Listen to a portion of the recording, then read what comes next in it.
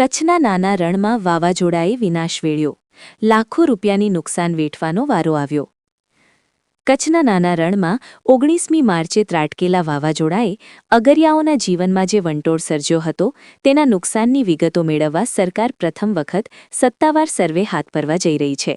જો કે સરકાર દ્વારા સબસિડીવાળી 1400 પેનલોનો જ સર્વે હાથ ધરાશે, જેના કારણે અન્ય 1000 જેટલા અગરિયાઓ સહાયથી વંચિત રહેવાની ભીતિ સેવાઈ રહી છે. તેમજ મીઠાના નુકસાન મુદ્દે સરકારે કોઈ સ્પષ્ટતા કરી નથી. સુરેન્દ્રનગર જિલ્લામાં તાજેતરમાં મિની વાવાઝોડા અને ભારે પવનને કારણે રણકાંઠાના અગરિયાઓને વ્યાપક આર્થિકની સાથે ધંધાકીય ફટકો પડ્યો છે. ખાસ કરીને રણમાં મીઠું પકવવા માટે ઉપયોગમાં લેવાતી સોલાર પેનલો અને શ્રમિકોને ઝૂંપડાઓને ભારે નુકસાન થયું છે. અને નુકસાન મામલે સ્થાનિક ધારાસભ્યની રજૂઆત બાદ જિલ્લા ઉદ્યોગ કેન્દ્ર દ્વારા માત્ર સોલાર પેનલોના નુકસાનનો સર્વે કરવાનો નિર્ણય લેવામાં આવ્યો છે. તંત્ર દ્વારા મળેલી માહિતી મુજબ જે અગરિયાઓને સરકારની સબસિડી હેઠળ સોલાર પેનલો ફાળવવામાં આવી હતી તેવા અંદાજિત 1200 અગરિયાઓના યુનિટોની જ તપાસ કરવામાં આવશે. આ સર્વે રિપોર્ટ તૈયાર કરી સરકારમાં રજૂ કરાશે અને ત્યારબાદ જ નવી પેનલો આપવી કે મરામત કરવી તે અંગે નિર્ણય લેવાશે. જો કે આશ્ચર્યની વાત છે કે રણમાં કુલ 2000થી વધુ અગરિયાઓ કાર્યરત છે. 1000 વધુ અગરિયાઓએ પોતાની રીતે વ્યવસ્થા કરી છે. તેમના નુકસાનનો કોઈ સર્વે કરવામાં આવશે નહીં. બીજી તરફ વાવાઝોડા અને વરસાદને કારણે અગરિયાઓના પાટામાં માટી ભળી જતા મીઠાની ગુણવત્તા બગડી છે અને લાખોનું મીઠું પોવાઈ ગયું છે. પરંતુ તંત્ર દ્વારા મીઠાના નુકસાન અંગે કોઈ સર્વેની તજવીજ હાથ ધરવામાં આવી નથી.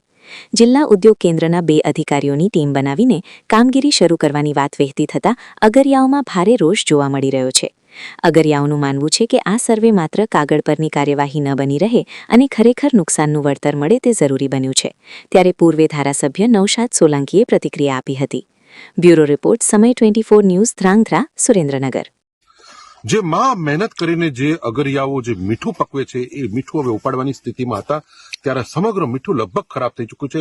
એ મીઠા ઉપર ધૂળની ડમરીઓ લાગી ગઈ છે અને એના કારણે આ મીઠું જે એ કેટેગરીનું જે ગણાય છે એ હવે C-D કેટેગરીનું થઈ જતા એના ભાવ પણ મળવાના નથી. સાથે સાથે એક અગરની અંદર જે 400-500 ટન જે મીઠું થવાનું હતું એ પણ હવે 200-250 ટન મીઠું થવાનું. એટલે 200-250 ટનનું એક પાટે આ અગરિયાઓનું નુકસાન છે. સાથે સાથે એમની જે સોલાર પેનલો હતી સોલાર પેનલો પણ એમની ઉડી ચૂકી છે અને એ રણમાં ચારે બાજુ વિખરાયેલી પડી છે. એટલે ખૂબ મોટું નુકસાન આ અગરિયાઓ અત્યારે સહન કરી રહ્યા છે. ત્યારે મારી સરકારને વિનંતી છે કે તાત્કાલિક ધોરણે કોઈ પણ નાટક કર્યા વગર, આ લોકોને છેતરપિંડી કર્યા વગર સાચો સર્વે કરવામાં આવે. હમણાં જ જે અધિકારી મને મળ્યા અહીંયા જે આજે અમારી સાથે હું આજે આવવાનું છે લોકોને ખબર પડી એટલે અધિકારી પણ એ લોકો આજે મોકલી દીધા.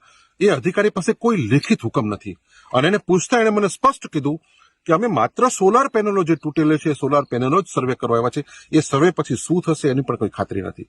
જે મીઠાનું જે મેઇન નુકસાન થયું છે કે અગરિયાને લાખ 2 લાખથી 2.5 લાખ સુધીનું જે નુકસાન થયું છે એ નુકસાનીની કોઈ જ વાત કરતા નથી. અને અત્યારે વિધાનસભા ચાલુ જ છે. જો સરકારને ખરેખર અગરિયાઓની કોઈ પીડા હોય તો તાત્કાલિક ધોરણે વિધાનસભાની અંદર આ તમામ અગરિયાઓને જે અગરિયાઓ પાસે એનું અગરિયાનું કાર્ડ છે એ અગરિયાના કાર્ડ દીઠ એક અગરિયાને 2 થી 2.5 લાખ રૂપિયાની નુકસાનીનું વળતર ચૂકવવું જોઈએ. નવી એમને તાત્કાલિક નવી સોલાર પેનલો પણ એમને ઇન્સ્ટોલ કરી દેવી જોઈએ. બાકી ખાલી વિડીયો મૂકીને ડંફાસો મારીને જૂઠા ભાષણો કરવાથી કોઈ મતલબ નથી. આજે જે અધિકારી આવે છે એક અધિકારી માત્ર સામાન્ય ક્લાર્ક કક્ષાનો છે અને આ અફાટ રણની અંદર એ કેટલા આજે ફરશે, કેટલા ઝૂંપડે જશે એની પણ કોઈ કલ્પના નથી. એને કીધું સાહેબ હું તો એકલો આવ્યો છું, મને એકલા ના આવવાનું કીધું છે મૌખિક કે જઈ આવો. આ પેલા પૂર્વ ધારાસભ્ય નૌશાદભાઈ માથાકૂટ બહુ કરે છે એટલે ભાઈ આજ આવ્યા છે અને સર્વે કરશે. એટલે માત્ર મસ્કરી સિવાય આ સરકાર કશું જ કરતી નથી.